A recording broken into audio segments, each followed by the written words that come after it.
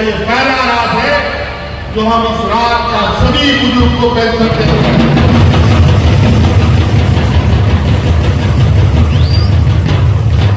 उसमें भी हम थोड़ा बहुत अपना सरकार का खजाना टटोलते हुए निर्णय लेना पड़ता है, कितना हम मदद कर सकते हैं, नहीं कर सकते।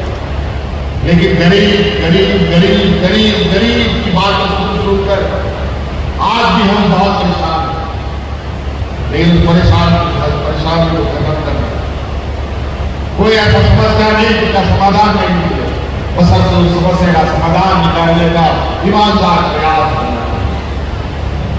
हमारे विधायकों ने, हमारे कार्यकर्ताओं ने, हमारे पदाधिकारियों ने, मुखियाओं ने, जिला परिषदों ने हमें कहा, मुख्यमंत्री जी ये बहुत अच्छा आपने काम किया कि सर्वजन पेंशन लागू किया, थोड़ा इसमें और विचार होता तो थोड़ा और बुजुर्गों को पेंशन मिलता। तो हमने पूछा क्या हुआ, तो बोला थोड़ा सा उम्र सीमा को फिर से एक बार देखा जाता तो और अच्छा होता।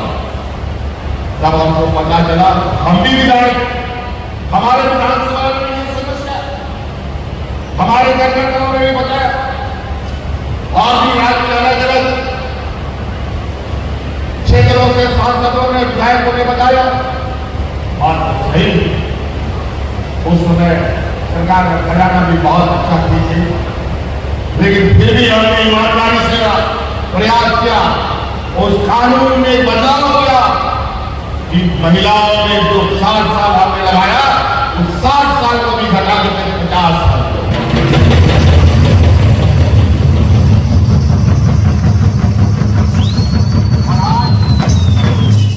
गांव में बुढ़ा लोग दिन गिनता है, जब मेरा 50 साल हो जाएगा, जब 60 साल हो जाएगा।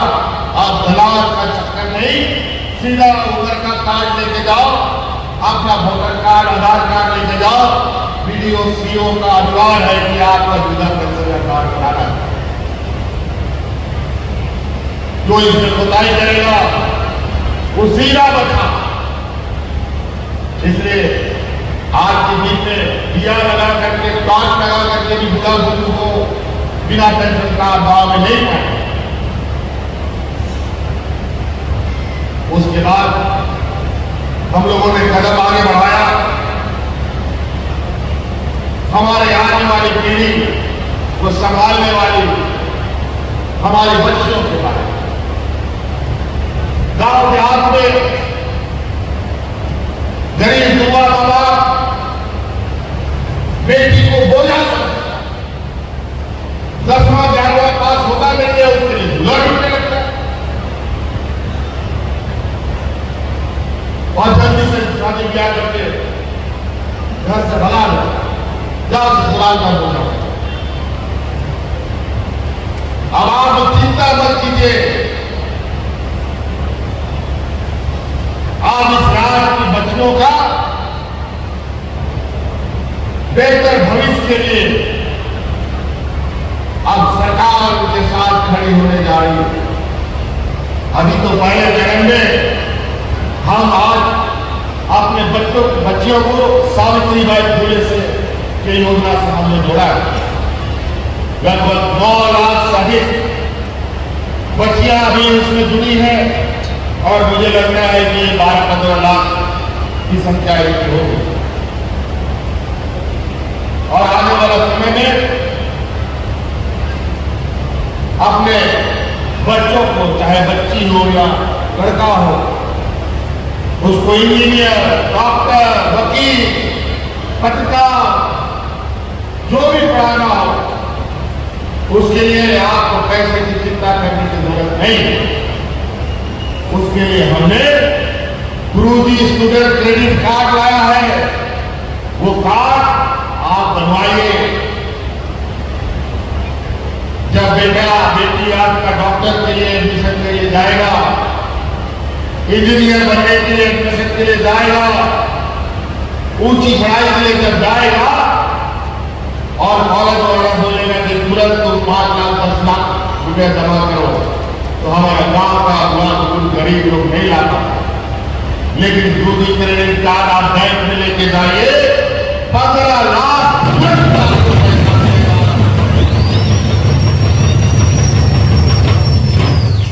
और कुछ गिरवी रखने की जरूरत नहीं है।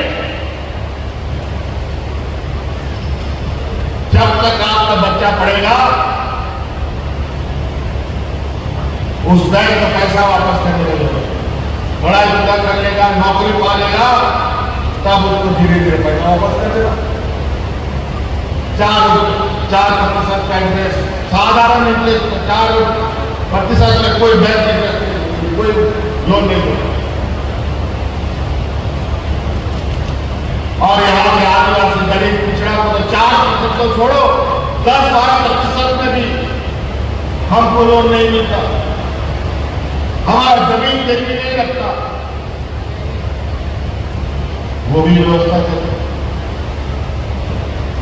फिर हम लोग आगे बढ़े, हमारी रात की आग हमारा महिला दीदी के लिए हम लोगों ने अभी आपको पता है, हम शुरू से जब से सरकार बना है, डबल इंजन की सरकार ने तो इस राज्य का खजाना को खसोर करके सब निकाल दिया। एक नया नहीं बचने दिया इस राज्य के खजाने में, बल्कि राज्य को और कर्जों में डुबा दिया। और हम लोग जब सरकार में आए तो हम लोग माथा आप लोग पकड़ के भाई तो सरकार चलाएंगे, खजाना में ₹1 नहीं। फिर हम लोग की खोजबीन चालू किया, हम लोग का पैसा तो किधर चला गया, या कोयला लोहा अमृत सोना चांदी सब निकलता है, फिर कैसे खाली हो गया खजाना। फिर पता चला कि एक कोना में सिर्फ कोयला कंपनी के पास भारत सरकार हमारा 1,36,000 करोड़ रुपया बकाया लेके बैठा है।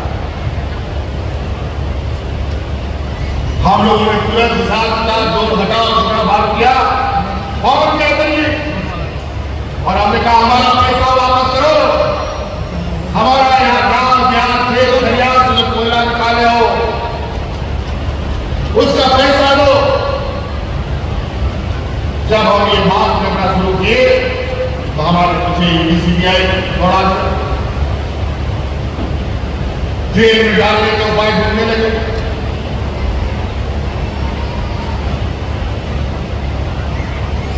थोड़ा बहुत पैसा दिया, उसमें वो पैसा भी बंद। और आखिरकार अभी हाल फिलहाल में सुप्रीम कोर्ट ने ऑर्डर दिया है कि खनन कंपनियों से राज्य सरकार पैसा तस्वीर कर सकती है, जो हम पहले से बात कर रहे हैं। जैसे सुप्रीम कोर्ट का ये आदेश आया तो हमने कहा आज हम अपना काम तेजी से करेंगे और उसका पहला पड़ाव है इस राज्य की आधी आबादी जो महिलाएं हैं उसको 21 साल से 50 साल तक के लिए हर साल 12,000 देने का।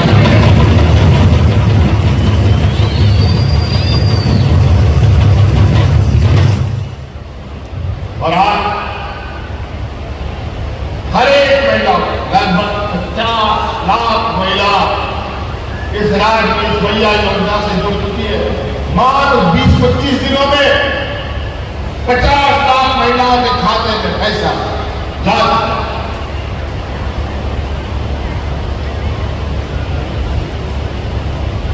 अभी जो भी आज जिसका 21 साल हो जाएगा उसको आज पेंशन मिल जाएगा, जो कल 21 साल की हो जाएगी उसको मिल जाएगा, और जब 50 साल की उम्र हो जाएगा तो वृद्धा पेंशन तो मिल जाएगा। और इस राज्य की बच्चियों को पैदा होने से लेके उसके मरने तक हम कुछ न कुछ देने का हम लोगों ने संकल्प लिया। अब महिलाएं बोलना नहीं बनेंगी, महिलाओं को पढ़ाइए, लिखाइए, काबिल बनाइए।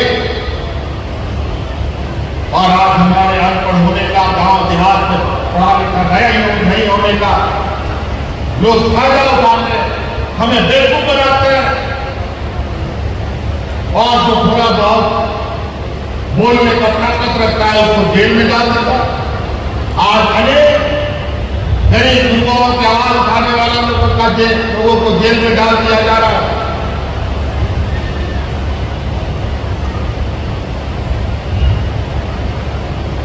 इसलिए हमारे इन बच्चियों के लिए, महिलाओं के लिए सभी चीजें, और उसके बाद जैसे हमारे मंत्री जी ने कहा, आदरणीय रमेश राव जी, हर इंसान का एक मूलभूत जरूरत है, रोटी, कपड़ा, मकान। ये तीन चीज के बगैर कोई इंसान ठीक से नहीं जी पाता। और रोटी, कपड़ा, मकान हर गरीब को चाहिए और हर अमीर को चाहिए। भले वो 10 मंजिला 20 मंजिला का मकान हो, चाहे वो झोपड़ी हो, चाहे वो टाई हो, चाहे तन ढकने के लिए एक साधारण कपड़ा। इस 22-24 साल के कार्यकाल में हम एक साल के लिए लगभग 13-14 महीना के लिए हम मुख्यमंत्री थे। उस समय भी हम लोगों ने मुख्यमंत्री का कुछ डबल इंजन से छीन दे दिया था, और उस समय हमने ये योजना चलाया था कि इस गरीब राज्य गरीब लोगों को साल में 2 बार हम कपड़ा देंगे, और दिया भी था। लेकिन फिर हमारी सरकार चली गई और ये तन ढकने का जो योजना था उसको फिर से इन लोगों ने बंद कर दिया। लेकिन आज ये आपकी सरकार बनी और आज साल में 2 बार हम गरीबों को धोती, साड़ी और लुंगी देंगे।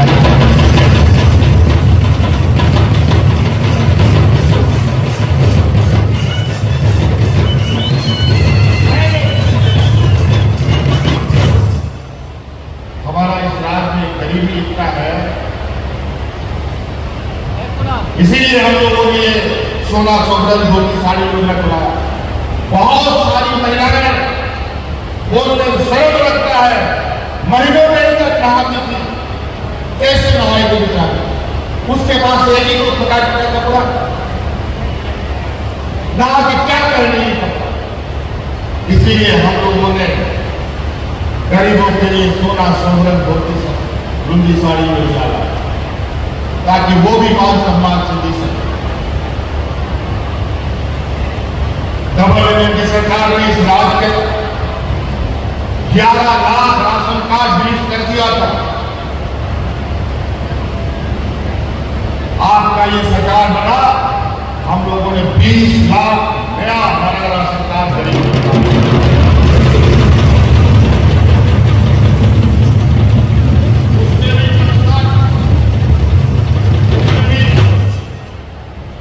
सौतेला में बाहर हमको लगा कि सरकारी दुकान पर हम लोग दाल चावल खरीदेंगे और गरीबों को बांटेंगे, लेकिन भारत सरकार ने सरकारी दुकान पर दाल चावल भी खरीदने का अवसर नहीं। हम लोगों ने खुले बाजार में मांगे पे दाल चावल खरीद करके बांटना शुरू। फिर कुछ समय के लिए हमें परमिशन मिला खरीदने का, फिर मिलता है, फिर नहीं देता है। 2 महीना देता है तो 2 महीना छोड़ देते, तो रुक जाता है कभी कभी। और इधर सरकार गिराने का आएगी प्रयास, कभी इस विधायक को खरीदो, कभी उस विधायक को खरीदो। यही इनका काम है। गरीब गुरुआ, इस राज्य के किसान, मजदूर, दलित, पिछड़े नौजवानों के बारे में इनको सोचना चाहिए। इनको हर हाल में जहां इनको सरकार से बेदखल कर दिया गया, चुनाव में हार गए, वहां पर एक सरकार गिराओ, विधायक खरीदो और सरकार बनाओ, यही काम में लगा रहता है। और कोई काम नहीं, देश चाहे भारत, रात चाहे दूर, लेकिन अपना सरकार बनेगा, यही इनका सकता है। इस रात को जो आवाज देने के लिए हम लोगों ने राशन कार्ड दिया, पेट भरने के लिए पेंशन दिया, घर द्वार कराने के लिए, तल ढकने के लिए कपड़े दिए। अब हम लोगों ने आवाज दी, पहले प्रधानमंत्री आवास लोगों को मिलता था, जिसको कॉलोनी में बोलते हैं गाँव। हम लोग गला भार भार के चिल्लाते रहे कि केंद्र सरकार का जो हिस्सा है प्रधानमंत्री आवास में, उसका हिस्सा हमें दो। और हम अपना हिस्सा लगा करके तो केंद्र सरकार ने लिस्ट बनाया था 4 लाख गरीबों का, उसको हम आवाज देंगे, लेकिन वो पैसा हमें नहीं मिला। वो पैसा बल्कि हमारे बगल में जो बीजेपी का सरकार चलता है यूपी में, वहां देंगे। विभागीय मंत्री हम भी पदाधिकारी भी दिल्ली जाते थे, दिल्ली आते थे, दिल्ली से आना जाना, ये सिलसिला चलता रहा। कुछ मिल जाए, कुछ मिल जाए। आखिरकार इन लोगों ने हाथ जोड़ दिया कि नहीं गए, तो अब ठीक है, मत अब हम लोग आपका जुगाड़ कर।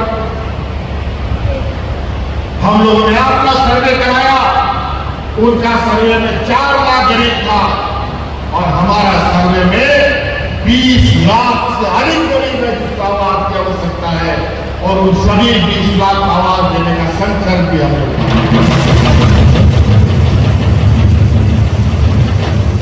और आने वाले 5 साल के अंदर उन 20 लाख परिवारों को पूरा आवास देकर पक्का मकान बनाने का योजना तैयार हो। हर साल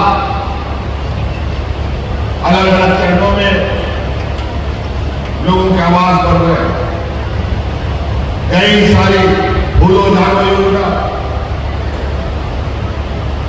मुख्यमंत्री रोजगार सृजन योजना के माध्यम से आज गांव में लोग ट्रैक्टर खरीद रहा है, बैलों खरीद रहा है, स्कॉर्पियो खरीद रहा है, बस भी खरीद रहा है और अपना स्वरोजगार में खड़ा कर रहा है। आप लोगों का